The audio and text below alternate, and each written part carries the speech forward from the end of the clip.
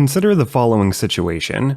You've made a character controller that works well and feels really smooth to control. But eventually, you come across a platform that's a little too high to access with a normal jump.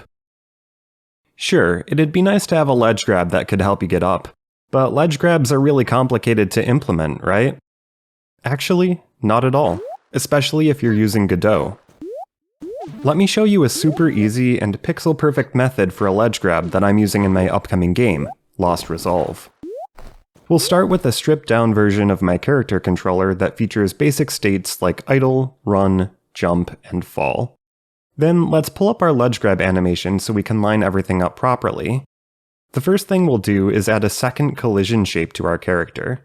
This collision shape should be lined up with the character's hand, and we're going to give it a height of 0 pixels. Having a 0 pixel tall collision shape is super handy, because it will prevent unwanted interactions with moving objects, like if you're grabbing a moving block and hit the ceiling. If we run the project now, you can see that the mechanical aspect of the ledge grab works immediately. The overhanging collision object will grab the wall and allow you to jump up on top. However, since we haven't implemented a proper ledge grab state, and the game thinks that we're on the floor, grabbing a ledge will put us into the idle state. Let's fix that. Next, we're going to add a Shapecast 2D to detect collisions with the wall, and a Raycast 2D to detect collisions with the floor. We'll create a function called checkLedgeGrab, and since we only need it to function when the player is in the air, it'll only be called when the player is in the jumping or falling states. The basic logic is this.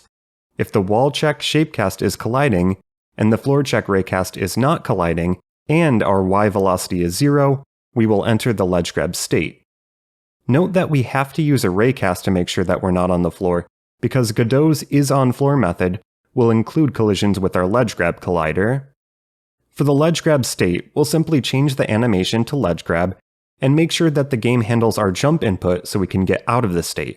Otherwise, we'll be stuck in the ledge grab forever. So let's load it up and, whoops.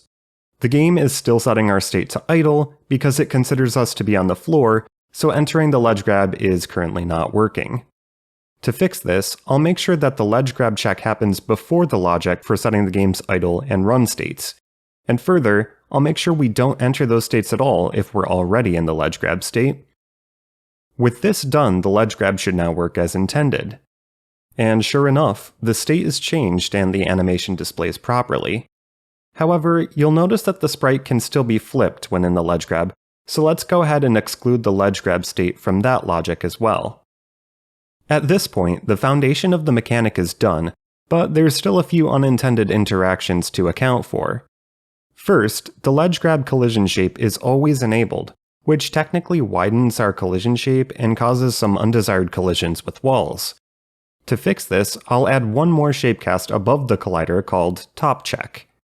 Then, in the physics process function, I'll set the ledge grab collision shape to be disabled whenever we're in a grounded state, whenever we're moving upward, and whenever the top collider is colliding, if we're not already in a ledge grab. This should prevent any sort of undesired collisions.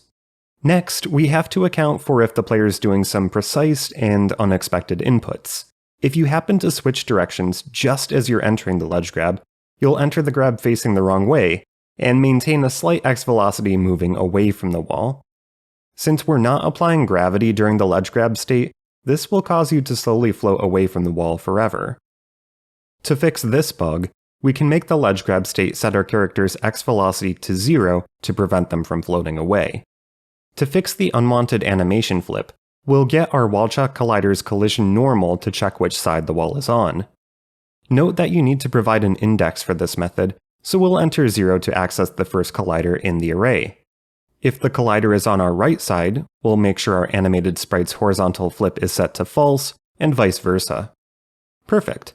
This fixes the bug for the most part, but I discovered that with even more precise inputs, it was possible to ledge grab in such a way that you'd enter the state with a little velocity in the opposite direction, such that in the next frame your collider would be ever so slightly off the floor. Since you have to be on the floor to jump, this would get you stuck in the ledge grab state forever. So I ended up moving the velocity x equals 0 to the start of the state's logic, and then making sure that the game would push you toward whichever wall you were facing if it didn't detect you as being on a wall. This way, if you somehow were to ledge grab and then slightly move away from the wall, your X velocity would be overwritten to move you back toward it. And with that, the ledge grab is now functioning fairly seamlessly. The ledge grab is responsive and immediate, and it should be mostly free of any bugs. With that said, depending on various factors in your project, you may have to account for additional unexpected interactions, but all of the basics should be accounted for. The beautiful thing about this method is that it pretty much works with moving objects automatically, since Godot will apply the velocity of moving objects to your character whenever you're on the floor. However, you'll need to make sure that a collision with the floor check raycast will make you exit the ledge grab, and if you have moving blocks that collide with the ceiling, additional logic will be needed to prevent glitches. My solution to this bug was to apply a downward velocity to the character anytime the top shapecast was colliding to keep them grounded to the block. So there you go. Thanks to Godot's wide array of tools and methods, it's easier than ever to make a functional ledge grab for your platformer. So now you've got no excuse not to get out there and make a really cool platformer. If you need any help or encounter any bugs while trying to follow this tutorial, feel free to let me know in the comments. I'll try to be as helpful as I can. This has been my first formal Godot tutorial ever, so please take it easy on me if you don't like it. Or better yet, if you got a better way of doing ledge grabs, let us know. Either way, thanks for watching. Since Lost Resolve is in the middle of its visual overhaul, there may be fewer updates on that for the time being, but I intend to keep posting tutorials and other game dev related content in the meantime. Speaking of which, if there's another ability you guys would like a tutorial for, please let me know. I'm really excited for Lost Resolve's new visuals, and I hope you guys will love them as much as I do. But until then, best of luck with all your game dev projects, and remember to keep creating even when you feel discouraged. If you keep at it, your motivation and inspiration will always come back around.